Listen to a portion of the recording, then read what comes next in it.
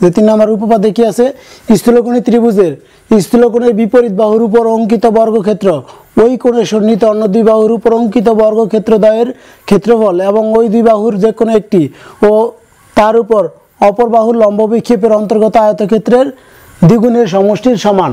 তো আমি এতক্ষণ ধরে যা পড়লাম মোটামুটি একটা রচনার সমান। এটা দিয়ে এটা যদি আমরা পুরাটা পড়তে চাই কোয়েশ্চেনটা কিছুই বুঝতে পারি না এবং মনে হয় যে কি পড়লাম না পড়লাম, মনে হয় একটা রচনা পড়ছি। তো আমরা একটু যদি একে একে করি তাহলে সুবিধা হয়। দেখো কি বলছে, প্রথমে বলছে স্থূলকোণী ত্রিভুজ, তার মানে আমাদেরকে একটা স্থূলকোণী ত্রিভুজ আঁকতে হবে। স্থূলকোণী ত্রিভুজ সবাই জানো, স্থূলকোণী ত্রিভুজ মানে কি, যে ত্রিভুজের একটি কোণ 90 ডিগ্রির চেয়ে বেশি এবং অপর দুইটি কোণ সূক্ষ্মকোণ। স্থূলকোণী ত্রিভুজের ডেফিনেশন এটা, যে একটা কোণ হবে 90 ডিগ্রির চেয়ে বেশি, আরেকটা হবে আর বাকি দুইটা হবে সূক্ষ্মকোণ, অর্থাৎ বাকি দুইটাই 90 ডিগ্রির চেয়ে কম। তো আমরা একটা স্থূলকোণী ত্রিভুজ আঁকি এরকম,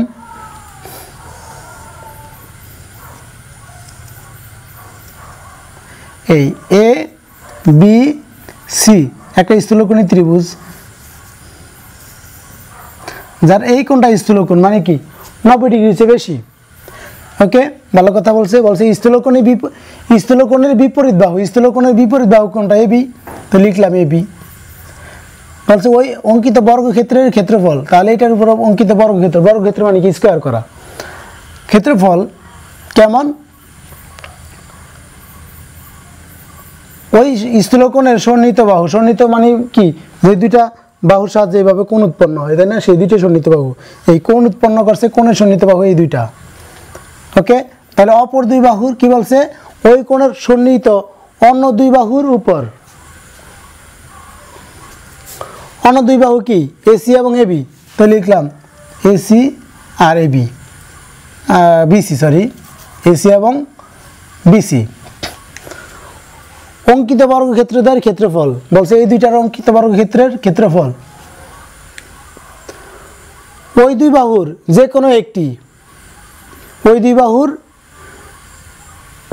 একটি ও তার উপর অপর বাহুর লম্ব বিক্ষেপ, তাহলে যে কোনো একটা নিলাম, আমরা যদি বিসি নেই তাহলে বিসি নিলে লম্ব বিক্ষেপ হবে এই যে এরকম সিডি। যদি আমরা এই দিক দিয়ে এসি বাহু নিতাম তাহলে কিন্তু লম্ব বিক্ষেপ কোন দিক দিয়ে হতো, এই বিন্দুতে তো হতো লম্ব বিক্ষেপ, এখান দিয়ে হতো লম্বটা, ঠিক আছে, তাহলে লম্ব বিক্ষেপ হতো এইদিকে। আমরা এটা নিলাম, বিসি বাহু নিলে লম্ব বিক্ষেপ নিতে হবে কোনটা, সিডি। এই বিসি বাহু নিছি, তাহলে এই বিন্দু থেকে বিসি বাহুর উপর লম্ব আঁকতে হবে, সিডি হবে লম্ব বিক্ষেপ। তাহলে যে কোনো একটি এবং তার লম্ব বিক্ষেপ সিডি, দুইটার এই যে অন্তর্গত আয়তক্ষেত্র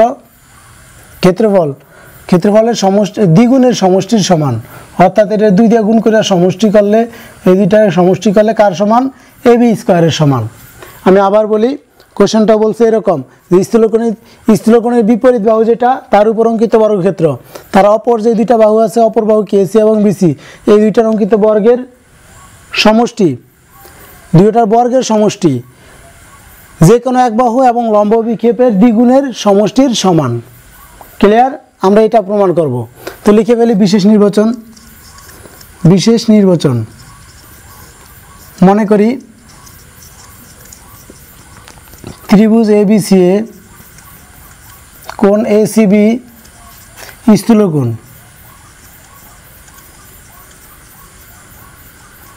কোণ এসিবি কি স্থূলকোণ, বিসি বাহুর বর্ধিতাংশের উপর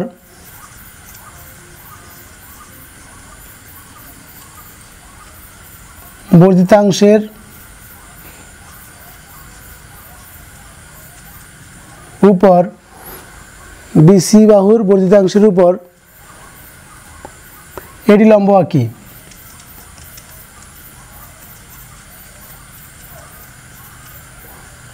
আঁকি, তাহলে সিডি কি লম্ব বিক্ষেপ, সিডি লম্ব বিক্ষেপ।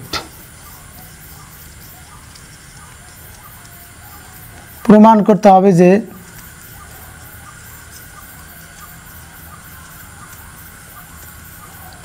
করতে হবে যে এটা AB square equal AC square plus BC square plus 2bc into CD.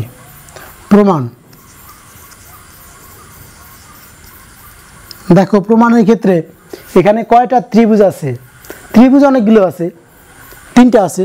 আমরা যদি বলি কয়টা সমকোণী ত্রিভুজ আছে, তাহলে দুইটা সমকোণী ত্রিভুজ আছে। একটা কি দেখো ACD, কারণ এটা তো লম্ব আঁকছি তাই না, এটা লম্ব আঁকলে এই কোনটা সমকোণ, তাহলে ACD এটা একটা ছোট সমকোণী ত্রিভুজ, আর একটা ABD এটা একটা বড় সমকোণী ত্রিভুজ। কয়টা সমকোণী ত্রিভুজ পেলাম? দুইটা। আমি সর্বদা চেষ্টা করি যে সবচেয়ে ছোট ত্রিভুজটা নিয়ে কাজ করতে, এবং যত জ্যামিতি প্রমাণ করি সবসময় ছোটটা নিয়ে কাজ করি।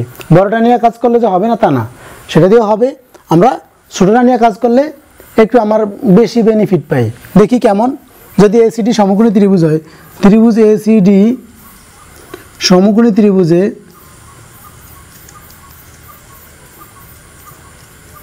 দেখো তো ACD যেহেতু সমকোণী ত্রিভুজ হলে কি লেখা যায়?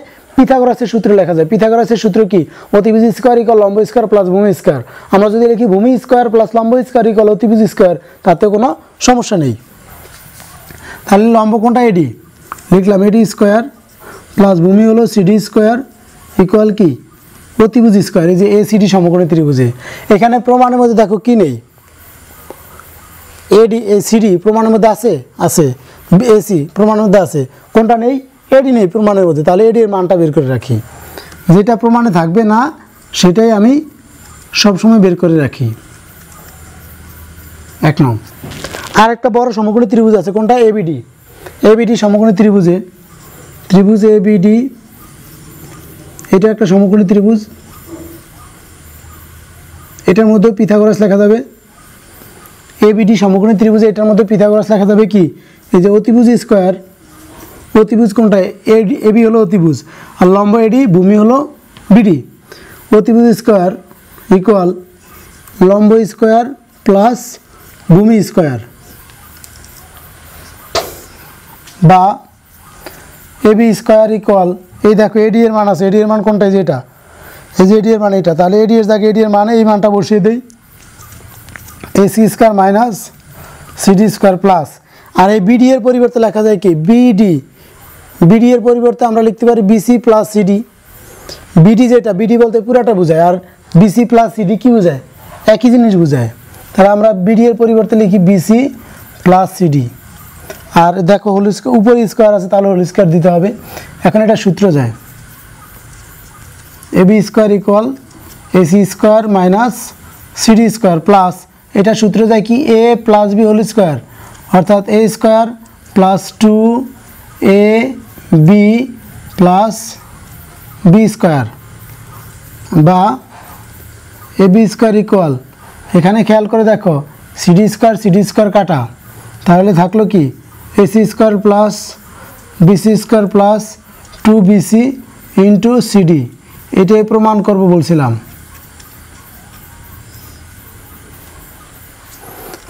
এবার উপপাদ্য 4